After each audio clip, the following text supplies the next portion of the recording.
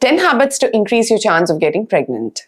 Hello everyone, this is Dr. Santoshi Nandigam, consultant obstetrician and gynecologist in Cadence Hospitals, Kodambakkam, Chennai. Now let's discuss about what all you can do to increase your chances of getting pregnant. Number 1, understand whether your body is fit for birthing or not. When someone comes to me asking for a preconception counseling or putting forward their thoughts of getting pregnant, I always suggest them to go for a lean protocol. That is lifestyle, exercise, attitude, and nutrition.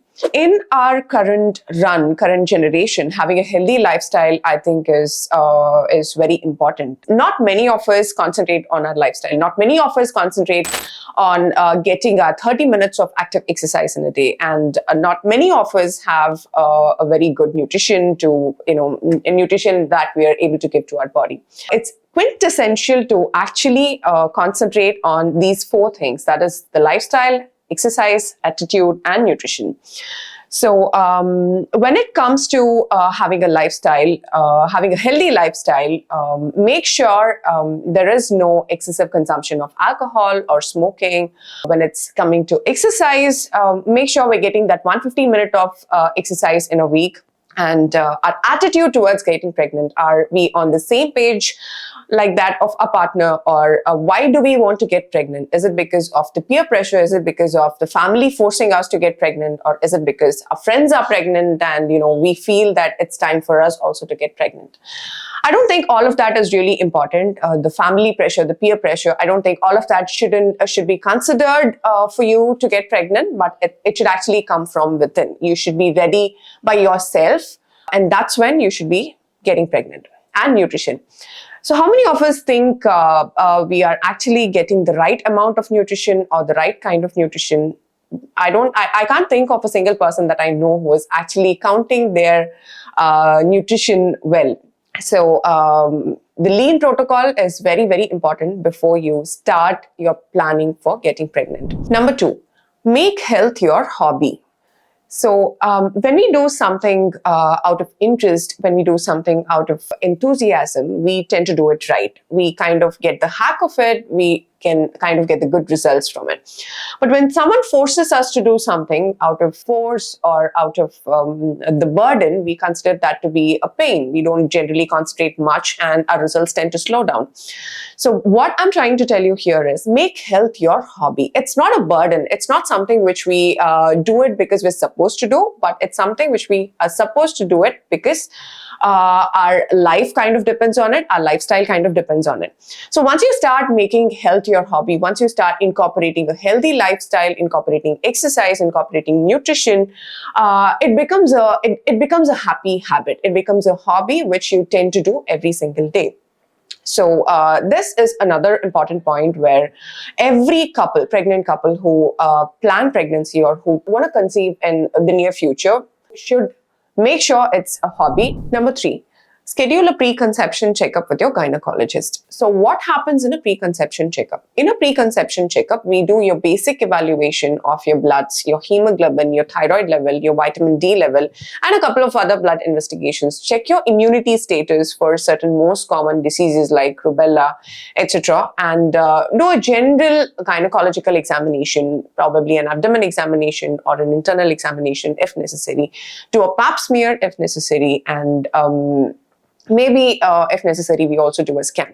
So why is this preconception checkup important? That's because, with our current lifestyle, with our rush to concentrate on our careers and probably least importance which is given to our health, we are seeing a lot of women in their young age, in their 20s or early 30s, becoming pre-diabetic or having thyroid issues.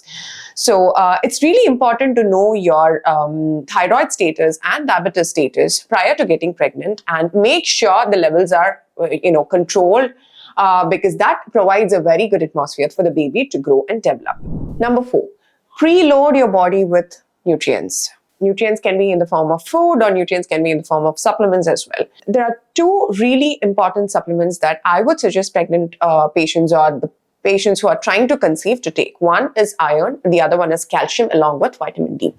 You have to make sure that your body is loaded with a lot of iron before you actually tend to conceive, because anemia is like the most serious important problem most pregnant women in India face. So you don't want to enter into pregnancy with less hemoglobin levels or any hemoglobin level less than 11 gram per deciliter, because once after you get pregnant, the hemoglobin is eventually going to fall. So if your body is loaded up with a lot of iron, which helps in the formation of hemoglobin, I think that's the best way to do it. Next comes calcium and vitamin D. So vitamin D is the kind of nutrient which is most often forgotten, and it is really important because it prevents certain complications of pregnancy, like pregnancy-induced hypertension or blood pressure. And it also reduces the incidence of growth restriction or small foodates babies. So if you have not started iron and vitamin D, please check your hemoglobin level, please check your vitamin D levels, and then we can start supplements. So loading body with a lot of nutrients, including supplements like iron and vitamin D, is very important. Number 5, eat pregnancy superfoods. It's not enough if we just make sure we have breakfast, lunch, and dinner. It's also important to make sure we are having the right kind of food. So having 2 idli or 2 dosa for breakfast, or just having a rice with dal and curd for lunch, and having, junk or outside food for dinner is not just enough. We need to make sure that the calories that we are taking are actually nutritious. So I always tell my patients to incorporate small things, like incorporating spinach in their idli batter or dosa batter, making it a spinach dosa or a spinach idli for breakfast. Then the lunch plate has to be a complete. It should have content of carbohydrates in the form of rice. It should have a good amount of protein in the form of egg or paneer or chicken or mutton or fish, whatever. Then it should have a pre-probiotic, that is curd, and it should have fiber, can be in the form of any vegetables. Dinner, I usually tell my patients to go a little easy, have whatever they had in the lunch. And what is more important is having a serves of fruits. So a minimum of 3 servings of fruits is essential, and you get a lot of fiber from the fruits, and fiber is also very important in helping you conceive. Number 6, get used to grazing. Did I just say grazing? Yes, I did. So by grazing, what I mean to say is be present while you're eating your food. It's kind of very common nowadays that all of us are used to eating a lot of food, slowly watching something or concentrating on something else. But I wouldn't really suggest my patients to do all of that. I would really want my patient to put all the concentration on the food that they're eating. Eat it slow, but having the full concentration on the food, not watching TV or not reading a book or not talking to someone. Or it doesn't mean you should have food all by yourself, but it just means that when you concentrate on eating, when you concentrate on taking the sip of water, when you concentrate on chewing, you tend to derive a lot of nutrition from that itself. So kind of avoid eating food along with watching TV or along with reading a book. Just be present while you're eating. Number 7, try and get lean. Understand your concept of body mass index. That is the amount of weight you're supposed to be in, the range of weight you're supposed to be in according to your height is nothing but the body mass index. So ideally for Indian women, we are supposed to maintain a body mass index range of 22 to 25 max. Beyond that, our body tends to go into the range of obesity. So I don't want you to be thinning out, or I don't want the patients to be, going on a crash diet like a keto diet or a paleo diet just to reduce the weight. You have to reduce your fat content, and getting lean is nothing but cutting down on your fat stores. So if you're able to incorporate a wholesome of lunch, including the carbs, proteins, fats, and fiber, along with a 30-minute of average exercise per day, I think managing weight shouldn't be a problem at all. But if you are on the obese range, you should cut down on your calories. And I've spoken a lot about cutting down on calories, what to eat or how right to eat in my previous YouTube videos. Number 8, go green to get pregnant. So if we take a close look on our day-to-day consumables, including a dishwasher, soap, or a floor cleaner, we tend to understand that there are a lot of chemicals which might not be working well with us. So all these chemicals in the dishwasher, soap, or detergent that we use are disruptants, they are inflammatory and oxidative stress. So try and avoid using these chemicals in your day-to-day activities or day-to-day essentials. Go eco-friendly. Research for brands which are more eco-friendly, environmental friendly, and I have certain recommendations on what all you can use, which I'll make a detailed YouTube video on a later date. But for now, all I want you to remember is try and go eco-friendly. Number 9, do not stress your body with too much of pregnancy thoughts.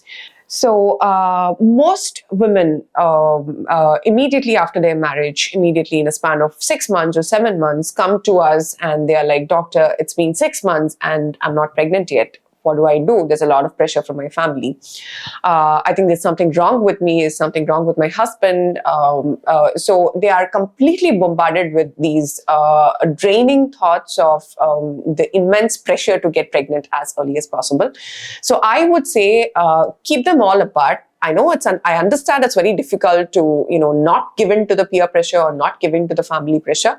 But I think you should be able to do that because it's not going to work out. It's not going to get you pregnant. So one way I cool off, or I tell my patients to cool off, is to go on a 30-minute walk every single day. It can be a simple stroll. Probably you can take a walk along with your husband.